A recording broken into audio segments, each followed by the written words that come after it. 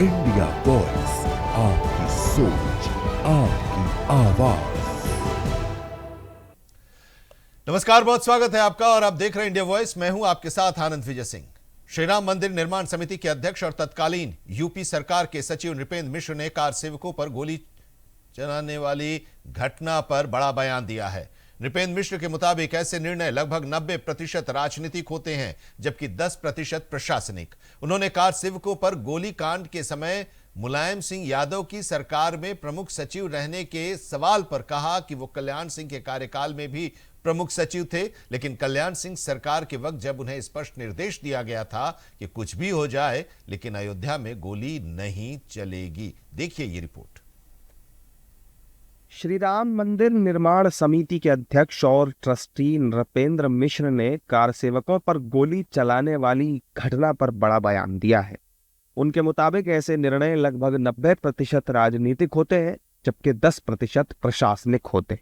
उन्होंने कार सेवकों पर गोली कांड के समय मुलायम सिंह यादव की सरकार में प्रमुख सचिव रहने के सवाल पर कहा कि वो कल्याण सिंह के कार्यकाल में भी प्रमुख सचिव थे, लेकिन उनकी सरकार के वक्त जब उन्हें स्पष्ट निर्देश दिया गया था कि कुछ भी हो जाए लेकिन अयोध्या में गोली नहीं चलेगी। इस प्रकार के निर्णय प्रमुख सचिव स्तर के नहीं होते। इस प्रकार के सभी निर्णय 90% राजनीतिक होते हैं और 10% उसमें राय मिलती है गृह सचिव की और मुख्य सचिव की और डीजी पुलिस। पत्रावली प्रस्तुत की गई कि कानून और व्यवस्था अयोध्या में लगभग कोलैप्स कर रही है, तो उन्होंने आदेश लिखित में दिया हुआ है, कुछ भी हो जाए गोली नहीं चलेगी। नृपेंद्र मिश्र के इस बयान पर राजनीति गर्मा गई है। बीजेपी उनके बयान को सही बता रही है, जबकि कांग्रेस बीजेपी पर निशाना साध रही है, तो वहीं सपा इस बात से इनकार कर रही है कि गोली सरकार ने चलवाई। देखिए, ये पूरा देश और दुनिया जानती है, कोई भी प्रमुख सचिव बना रहा है, सीएम का जो निर्देश आदेश होता है, उनके साथ जो भी उनके अधिकारी होते हैं वो प्रतिनिधित्व करते हैं संबंधित सीएम का। जो निर्देश आदेश होता है उसी का पालन करना उनका दायित्व, तो धर्म बनता है और उत्तरदायित्व भी होता है। तो अगर मुलायम सिंह जी का जो भी निर्देश हुआ उसका पालन नृपेंद्र मिश्रा जी ने कराया, यही उनका कहने का आशय है, यही वो कह रहे हैं, तो यही सब कहते हैं। इसका मतलब साफ है कि उस समय की माननीय मुलायम सिंह के आदेश पर ही वहां कार सेवकों पर गोली चलवाने का काम हुआ था। मुलायम सिंह जी ने गोली चलवाने के आदेश नहीं दिए थे, आदेश दिए थे डीजीपी ने, और मुलायम सिंह जी ने कानून की हिफाजत करी थी, जो इस बात से साबित हो गया कि सुप्रीम कोर्ट ने जब ये फैसला सुनाया कि 6 दिसंबर 1992 में एक अपराध हुआ था, जब वो अपराध मानता है तो मुलायम सिंह जी ने अपने जमाने में वो अपराध नहीं होने दिया, ये उनकी नैतिक जिम्मेदारी भी थी। क्या बुरा था? गोली चलाने का आदेश नेताजी ने हरगिज नहीं दिए। देखिए, ये भारतीय जनता, ये सब चीज़ें ऐसी थी जो कि भारतीय जनता पार्टी के लोगों ने जिसका एक राजनीतिकरण किया, और उसी का परिणाम था कि उस वक्त भी और आज भी जिस तरह से समाज को धर्म के नाम पर बांटने की कोशिश की, ये उसी का परिणाम। बहरहाल नृपेंद्र मिश्र के इस बयान ने एक नई राजनीतिक बहस छेड़ दी है कि आखिर कार सेवकों पर गोली चलवाने का आदेश किसने दिया था, और सपा कह रही है कि ये बात सच नहीं। श्री राम मंदिर निर्माण समिति के अध्यक्ष और ट्रस्टी नृपेंद्र मिश्र ने कार सेवकों पर गोली चलाने वाली घटना पर बड़ा बयान दिया है। उनके मुताबिक ऐसे निर्णय लगभग 90% राजनीतिक होते हैं, जबकि 10% प्रशासनिक होते। उन्होंने कार सेवकों पर गोली कांड के समय मुलायम सिंह यादव की सरकार में प्रमुख सचिव रहने के सवाल पर कहा कि वो कल्याण सिंह के कार्यकाल में भी प्रमुख सचिव थे, लेकिन उनकी सरकार के वक्त जब उन्हें स्पष्ट निर्देश दिया गया था कि कुछ भी हो जाए लेकिन अयोध्या में गोली नहीं चलेगी। उत्तराखंड की सियासत एक बार फिर गर्मा गई है, जहां कुमारी शैलजा के 5 दिवसीय दौरे ने राजनीतिक हलकों में हलचल बढ़ा दी है। भारतीय राष्ट्रीय कांग्रेस इस दौरे को 2027 के विधानसभा चुनाव से पहले संगठन को मजबूत करने की कोशिश के रूप में देख रही है। वहीं भारतीय जनता पार्टी इसे लेकर लगातार तंज कस रही है। पहाड़ी राज्य उत्तराखंड में शुरू से ही बीजेपी और कांग्रेस के बीच सीधा मुकाबला रहा है। अब 2027 चुनाव को लेकर दोनों दल सक्रिय हो चुके हैं। कुमारी शैलजा कुमाऊं से लेकर गढ़वाल तक कार्यकर्ताओं से मिलकर एकजुटता और जमीनी स्तर पर काम तेज करने का संदेश दे रही है। देखिए, हमारी उत्तराखंड कांग्रेस की प्रभारी आदरणीय शैलजा जी उत्तराखंड के 5 दिवसीय दौरों पे हैं। वो पहले चरण में हमारे कुमाऊं मंडल के रुद्रपुर साइड पे और उसके बाद हरिद्वार में, कोटद्वार में, देहरादून में और मसूरी में कार्यकर्ताओं से संवाद स्थापित करेंगे। एक काफ़ी उत्साह कार्यकर्ताओं में देखने को मिल रहा है। जिस प्रकार से 2027 में राज्य के अंदर चुनाव होने जा रहा है और भारतीय जनता पार्टी की जो विफलता हैं उनको हम जनता के बीच में लेके जा रहे हैं। जिस प्रकार से पिछले पूरे 5 साल के कार्यकाल में भारतीय जनता पार्टी ने कोई भी ऐसा काम नहीं किया जिसको हम भारतीय जनता पार्टी की उपलब्धि बता सकें। तो हम पूरे वार्ड स्तर पर, ब्लॉक स्तर पर हम लोग जा रहे हैं और प्रभारी जी हमारे जो कांग्रेस के जो कार्यकर्ता उनको संदेश भी दे रही है और कांग्रेस का कार्यकर्ता लगातार जनता के संपर्क में है और भारतीय जनता पार्टी की नाकामियों को जनता के बीच में लेके जा रहे हैं। मैं समझता हूँ कि प्रभारी जी के उत्तराखंड दौरे से कांग्रेस को एक नई ऊर्जा का संचार होगा, कार्यकर्ताओं में उत्साह होगा। निश्चित तौर से ये 2027 का आगाज है। जब राज्य के अंदर चुनाव होगा तो कांग्रेस पूर्ण बहुमत की सरकार राज्य के अंदर बनाएगी। जो थोड़ा बहुत दिख भी रहा उसका नाश मार के जाएंगे, क्योंकि वो तो कांग्रेस को निपटाने में लगी हुई है। आपने हरियाणा में देखा क्या हाल किया था उन्होंने। जब कांग्रेस चुनाव लड़ रही थी तो हरियाणा में पूरा चुनाव भर उनको मनाने में ही कांग्रेस रह गई, हरियाणा हाथ से निकल गया। अब वो यहाँ आई है तो निश्चित तौर पर कुछ ना कुछ भाजपा को देके जाएंगे। और यहाँ पर एक ब्रेक के लिए रुकते हैं। ब्रेक के बाद भी खबरों का सफर जारी रहेगा। जुड़े रहिए इंडिया वॉइस के साथ। ब्रेक के बाद आपका एक बार फिर से स्वागत है। और अब बात इंडिया वॉइस की मुहिम की। स्कूलों में नए सत्र के साथ गहमा गहमी एक बार फिर से बढ़ गई है। स्कूल खुल गए हैं, नामांकन की प्रक्रिया शुरू है और अपने बच्चों का एडमिशन कराने के लिए अभिभावक स्कूलों का चक्कर लगा रहे हैं। लेकिन बढ़ती महंगाई और निजी स्कूलों की मनमानी ने अभिभावकों को काफी परेशानी में डाल दिया है। स्कूल की फीस, यूनिफॉर्म, किताब, कॉपी के नाम पर स्कूलों के द्वारा मनमाने ढंग से फीस वसूले जा रहे हैं और यही स्थिति प्रयागराज में भी देखने को मिली। इंडिया वॉइस ने ग्राउंड जीरो से रियलिटी चेक की। ऐसे ही कुछ अभिभावकों से हमारे संवाददाता शोएब रिजवी ने खास बातचीत की और इस दौरान उनसे उनकी परेशानियों को जानने की कोशिश की। देखिए प्रयागराज से शोएब रिजवी की एक खास रिपोर्ट। शुरू हुआ है। अभिभावक अपने बच्चों को बेहतर से बेहतर पढ़ाई करवाना चाहते हैं, लेकिन उन्हें किस किस तरह की मुश्किलें होंगी। भैया थोड़ा आगे आइए आप। तो आप देखिए ये बच्चा है, ये इनके पेरेंट्स हैं। देखिए अब आप इन्हीं से बात करें। किस क्लास में हो बेटा? 7th क्लास में है। अच्छा, ये 7th क्लास में है। आपको किस तरह की मुश्किलें होंगी? बजट आपका कैसे मैनेज करते हैं? बजट मैनेज करना पड़ता है सर। कोई चीज को रोक के अपना स्कूल तो कराना बहुत जरूरी हो जाता है। क्या क्या दिक्कतें होती है? कितनी फीस का क्या है? अब फीस का यही है कि हर साल बढ़ जाता है, देर कर दीजिए तो फाइन भी लग जाता है। इन सबको देखते हुए कोशिश यही रहती है, सरकार से प्रार्थना है कि इसको रोका जाए किसी तरह। कापी किताब के लेकर के? कापी किताब तो हर साल जो बदल जाती है वो बदले ना, तो काफी अच्छी बात है। हम लोग के जमाने में तो बदलता नहीं था। अच्छा, एक एवरेज कितने तक की कापी किताब हो जाती है? लमसम 7,000 8,000 कह सकते हैं। कुछ लोग हैं जो अपने बच्चों को पढ़ाने की वजह से बहुत ज्यादा बोलने में कतराते भी हैं, लेकिन इतना जरूर है कि ये परेशानी सबकी है, क्या आम क्या खास। जिस तरह से महंगाई बढ़ी है उसके हिसाब से देखा जाए तो एजुकेशन भी बहुत ज्यादा महंगी हो गई है। हर साल कुछ ना कुछ बदलाव के नाम पर फीस दी जाती है। ऐसे में जो मनमानी है वो भी की जाती है। हालांकि कुछ लोगों का ये कहना है कि जिस तरह से महंगाई बढ़ी उसकी वजह से चीजें हो रही, लेकिन इतना जरूर है कि जो आम अभिभावक हैं उनके लिए एक बहुत मुश्किल है अपने बच्चों को बेहतर स्कूल में पढ़ाई कराना। खासतौर से जो प्राइवेट स्कूल है वहाँ पे जिस तरह की चीजें हो रही हैं उसको लेकर के क्या आप बताएंगे? फीस वगैरह और किताब कापी की महंगी लग रही? बिल्कुल कॉस्टली लग रही है लेने में। ये 2 बच्चे हैं, इनको पढ़ाने में आपको बहुत दिक्कतें हो रही हैं। अच्छा, क्या किताब कापी बदलती रहती है उसका भी नुकसान होता है? बिल्कुल बहुत ज्यादा नुकसान। अगली बार जिसे खरीदा फिर किताब बदल के चेंजिंग हो गई। अच्छा जी। तो मतलब ये 2 बच्चों की आप एवरेज कितना खर्चा हो रहा है? महीने में बहुत ज्यादा, कम से कम नहीं तो 10,000 रुपये खर्चा महीने में गिरता है। बिल्कुल, तो कह सकते हैं कि देखिए ये जो आम लोग हैं, ये 2 बच्चे को पढ़ाने में कितनी मुश्किलें हो रही हैं और ये समस्या कहीं न कहीं पूरे एजुकेशन सिस्टम पर सवाल खड़ी करती है कि आखिर जो आम लोग हैं, क्योंकि उनका मकसद होता है कि अपने बच्चों को बेहतर से बेहतर पढ़ाई दिलाएं और उसके लिए वो जद्दोजहद करते हैं, लेकिन जिस तरह से फीस महंगी, किताब कापी महंगी और तमाम तरह की महंगाई बढ़ने की वजह से ये चीजें हो रही है, वो कहीं न कहीं उनके लिए एक तरह से परेशानी का सबब है और वो लोग ये चाहते हैं कि सरकार इस पे कोशिश करे। हाँ, क्या बताना चाह रहे हैं? हमारे भी 2 बच्चे पढ़ते हैं, हर साल फीस बढ़ा देते हैं ये और किताब कापी में बढ़ा देते हैं। इनका मतलब एक बंधा हुआ है कि वहीं से किताब ले सरकारी स्कूल भी तो है, वहाँ क्यों नहीं पढ़ाते? सरकार बिल्कुल वहीं पढ़ाएंगे सर, अब क्या करेंगे?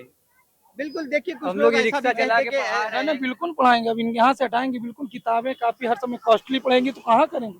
बिल्कुल, तो देखिए ये एक ऑप्शन है, लोगों को लगता है कि अब सरकारी स्कूल को ही बेहतर किया जाए और वहाँ पढ़ाई की जाए, लेकिन ये जरूर सवाल उठ रहा है कि आखिर इस पर अंकुश कौन लगाएगा और ये जो मनमानी है किताब बदलने की, फीस बढ़ने की, उस पर कौन अंकुश लगाएगा? ये काफी गलत हैगा। सभी स्कूलों की वो जो है कर दिए, फीस बढ़ा दिए हैं। अच्छा, किताब कापी भी जो है सभी जो है महंगी है। ड्रेस भी आपके लिए मुश्किलें हो रही हैं, मुश्किलें होती हैं, बिल्कुल होती हैं। तो ये ज्यादातर स्कूलों में यही हालात है। सभी स्कूलों में यहाँ था, जितने हैं ज्यादातर अच्छा, प्राइवेट। आपके कितने बच्चे पढ़ रहे हैं? ये एक बिटिया है। हाँ, तो बिटिया के किस क्लास में है? 1 में। अब 1 में कितने तक की किताब कापी हुई होगी? ये करीब 3500 की हो गई। अच्छा, और फीस अभी वो तो साल भर अलग का ही रहेगा, जो फीस अलग है। हर अभिभावक ये इच्छा रखता है कि उसके बच्चों को अच्छी से अच्छी शिक्षा मिले और उसके लिए वो अपनी पूरी कोशिशें करता है, लेकिन पिछले कुछ दिनों में जिस तरह से शिक्षा में महंगाई बढ़ी है और जो प्राइवेट स्कूल हैं उनकी जो फीस है या उनके तमाम ऐसे जो डिमांड है जिसको पूरा करने में अभिभावकों को काफी परेशानी होती है, खासतौर से जो किताब कापी है या इस तरह की चीजें हैं उसको लेने के लिए उनके बजट अलाउ नहीं करते, क्योंकि ना सिर्फ बहुत महंगी किताबें और कापियां हैं, ड्रेस का हर साल जो बनवाना पड़ता है, उसके अलावा नए नए चेंजेस करते हैं, उसकी वजह से उन्हें ज्यादा से ज्यादा आर्थिक रूप से फीस देनी पड़ती है और जो उनके लिए कहीं ना कहीं ये एक तरह से उनकी रीच से बाहर होता है। ऐसे में इन स्कूलों पर या इस व्यवस्था पर किस तरह से अंकुश लगे, ये एक बड़ा सवाल है और लगातार लोग इस पर अब सवाल भी उठा रहे हैं।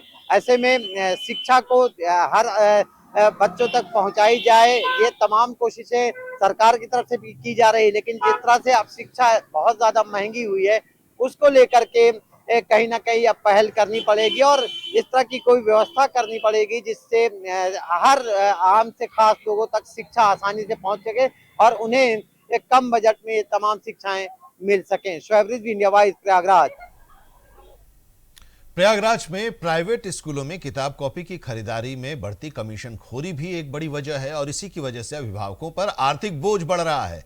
महंगी किताबें और अनिवार्य दुकानों से खरीदने की मजबूरी ने इस समस्या को और गंभीर बना दिया है। एक किताब विक्रेता ने भी माना है कि स्कूलों की मनमानी और कमीशन सिस्टम की जो है वही कीमतों में वृद्धि का मुख्य कारण है और यह भी बताया कि दुकानदार होने के बावजूद वे खुद इस परेशानी को समझते हैं। अभिभावक हैं, उनसे जब पूछा गया, हमारे संवाददाता ने उनसे जब सवाल किया कि क्या परेशानी आती है, तो उन्होंने कहा कि हर साल जो खर्च बढ़ जाता है फीस को लेकर, यूनिफॉर्म को लेकर और किताब कॉपी को लेकर, तो इससे उनका बजट बिगड़ जाता है। देखिए, स्कूल जो है वो स्कूल एक स्पेशल दुकान से ही, एक ही जगह से ही वो सारे यूनिफॉर्म, किताब, कॉपी और बाकी जो चीज़ें होती है स्टेशनरी, वो सब वहीं से खरीदने के लिए वो कहते हैं और वो एक पैकेट में मिलता है और वही उसके दाम मनमाने ढंग से होते हैं और हर साल किताब बदलता है, हर साल नया लेना होता है। ये भी नहीं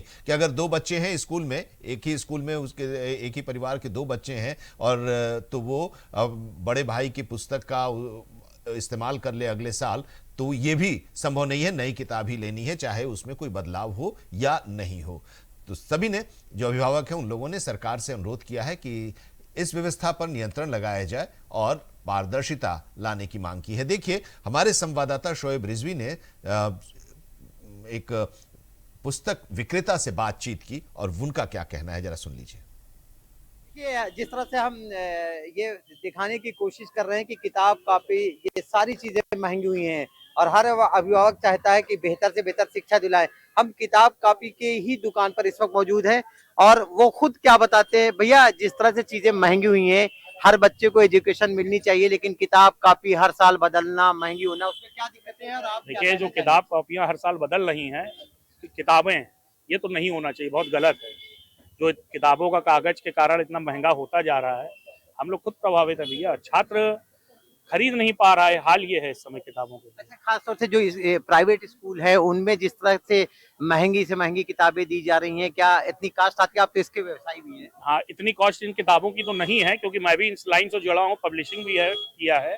पर जो किताबों का रेट, जो पतली पतली किताबों का 1,000 1100 रुपए रेट रख दे रहे हैं, ये सही नहीं है। इसको कुछ सरकार को इस पे कुछ ऑप्शन, कहीं ना कहीं कमीशन खोरी की वजह से। बिल्कुल है सर, कमीशन खोरी है, बहुत तगड़ा कमीशन खोरी है। 40%, 50%, 60% कमीशन खोरी है किताबों में। मुश्किल हो रहा, आपको मुश्किल है, गलत है। बिल्कुल गलत है। हम भी एक समय छात्र रहे हैं, तो भैया गलत तो हो ही रहा है छात्रों के साथ। देखिए, ये सच बोलने की हिम्मत कम में होती है। ये दुकानदार है, किताब का कॉपी इसी के व्यवसायी हैं, लेकिन इनका खुद कहना है कि इनके बच्चे हैं, इन्होंने भी पढ़ाई की है। पिछले सालों में ऐसा होता था कि किसी की किताब दूसरे सालों में उसके इस्तेमाल में हो जाती, लेकिन अब ऐसी पॉलिसी बनाई जाती, किताबें बदल दी जाती काफी, कि कोई किसी की किताब भी इस्तेमाल नहीं। देखिए, खरीदारी करने के लिए मैडम क्या लगता है, मार्केट में चीजें बहुत महंगी हुई है? महंगी तो हुई है भैया, सामने देखिए, तो महंगी हुई है। तो लगता है कि शिक्षा सबको मिलनी चाहिए और इतना महंगी में हो संभव है? सबको मिलनी चाहिए, लेकिन जिस तरह से महंगाई की दिक्कत, महंगाई की वजह से जो गरीब है नहीं पढ़ पा रहे हैं बेचारे। इतनी महंगी महंगी जो इंग्लिश मीडियम की बुक है, इतनी महंगी महंगी है कि जो है कि ले ही नहीं पा रहे, कहाँ से पढ़ाएंगे गरीब। इसके बारे में आपको क्या लगता है, क्या अंकुश लगना चाहिए? नहीं, उस पर सरकार ऑब्जेक्शन लगाना चाहिए उसको। बिल्कुल, तो कह सकते हैं कि देखिए, ये कह रही हैं कि हाँ बिल्कुल इस पर अंकुश लगना चाहिए। मजबूरी है, लोग किसी तरह से व्यवस्था करते हैं, लेकिन उन्हें दिक्कतें हो रही हैं। और ऐसे में जब इस तरह की महंगाई होगी, शिक्षा इतनी महंगी हो जाएगी, तो आम लोगों तक पहुंचना मुश्किल होगा। तो सरकार को इस पर पहल करनी चाहिए।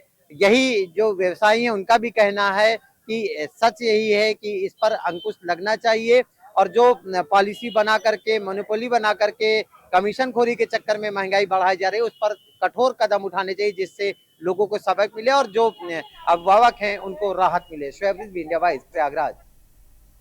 और चलिए अब बात करते हैं मिडिल ईस्ट की, जहां पर युद्ध के बीच अब तनाव को कम करने के लिए बातचीत शुरू हो गई है। मिडिल ईस्ट में बढ़ते तनाव के बीच शनिवार से अमेरिका और ईरान की वार्ता पर पूरी दुनिया की नजरें टिकी हैं। एक ओर इससे शांति की उम्मीदें भी जगी हैं, तो दूसरी ओर इस कूटनीतिक हलचल ने भारत की विदेश नीति, पाकिस्तान की बढ़ती भूमिका और वैश्विक समीकरणों में बदलते संतुलन को लेकर कई गंभीर सवाल भी खड़े कर दिए हैं। हालांकि भारत शुरू से ही शांति और बातचीत से रास्ता निकले इसी का पक्षधर रहा है। अब इस पर भारत में नेताओं की प्रतिक्रियाएं आ रही हैं। मिडिल ईस्ट में बढ़ते तनाव के बीच आज शुरू हो रही अमेरिका ईरान वार्ता पर पूरी दुनिया की नजरें टिकी हैं।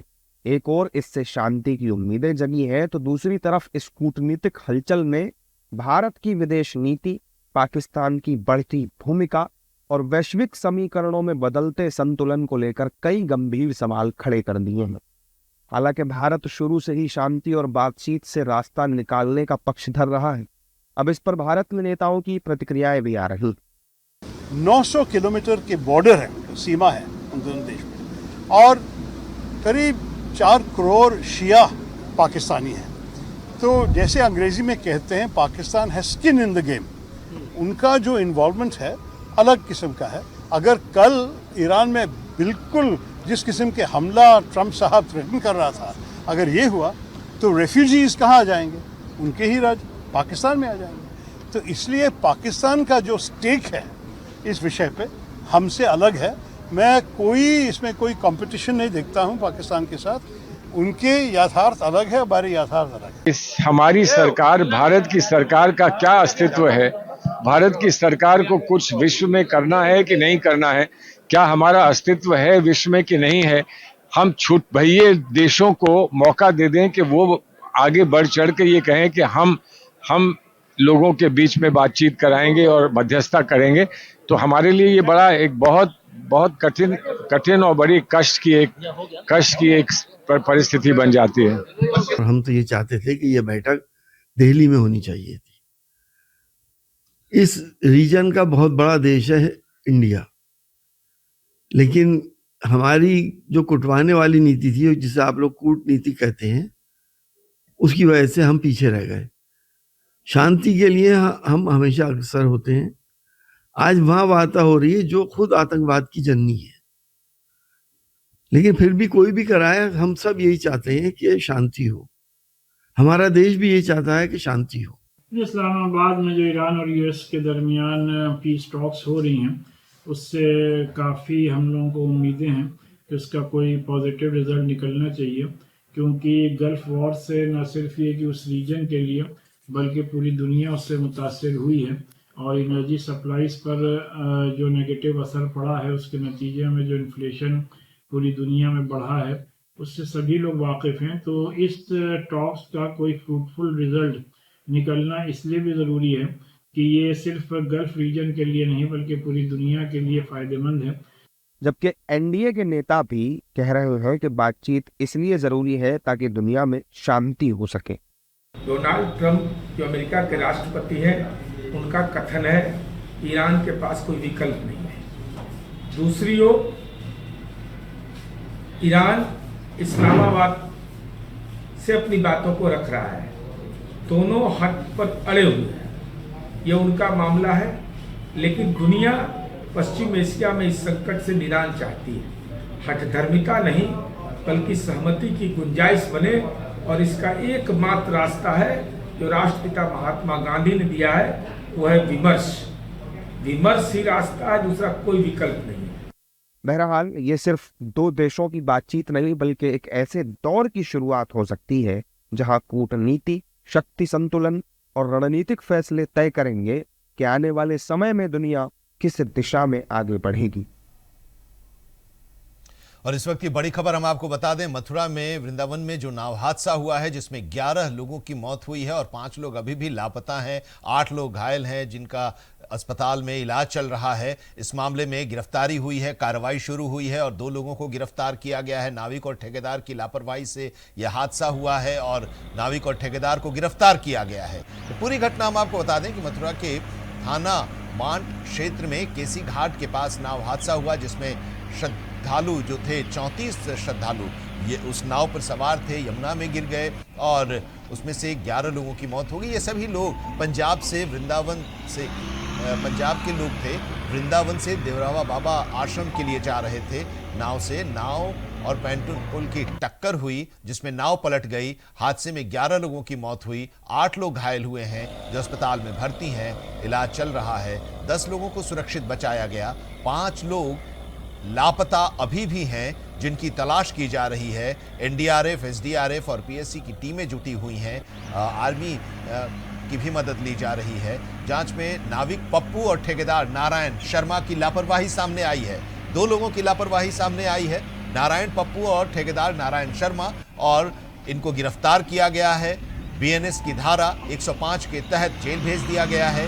वृंदावन में नाव पलटने की घटना से संबंधित अभियोग में पुलिस ने 2 लोगों को गिरफ्तार किया है। थाना मांड क्षेत्र के अंतर्गत केसी घाट के पास जो दर्दनाक हादसा हुआ उसके बाद ये कार्रवाई हुई है और अब इस कार्रवाई के बाद हम आपको ये बता दें कि गिरफ्तारी भी हुई है। हालांकि पप्पू निषाद जो नाव मालिक है उसको गिरफ्तार किया गया है, लेकिन अधिकारियों पर भी कहा जा रहा है कि उनकी भी लापरवाही है और उनके खिलाफ भी कार्रवाई होनी चाहिए, जो लोगों की का कहना है। फिलहाल अब कार्रवाई शुरू हुई है ठेकेदार और नाविक के खिलाफ। और देखिए कि नाव पर ये लोग सवार थे, नाविक ने सवार कराया, लेकिन लाइफ जैकेट नहीं, किसी के पास लाइफ जैकेट नहीं था और बिना लाइफ जैकेट के क्षमता से ज़्यादा लोगों को सवार किया था और उसके बाद पोंटून पुल से नाव टकराई, पलट गई, जिसमें 11 लोगों की मौत हो गई है। 8 लोग अस्पताल में भर्ती हैं, 5 लोग अभी भी लापता हैं जिनकी तलाश की जा रही है। तो फिलहाल कार्रवाई शुरू हुई है और नाविक और ठेकेदार को गिरफ्तार किया गया है। और फिलहाल इस बुलेटिन में इतना ही, लेकिन देश और दुनिया की तमाम अहम खबरों के लिए आप जुड़े रहिए इंडिया वॉइस के साथ।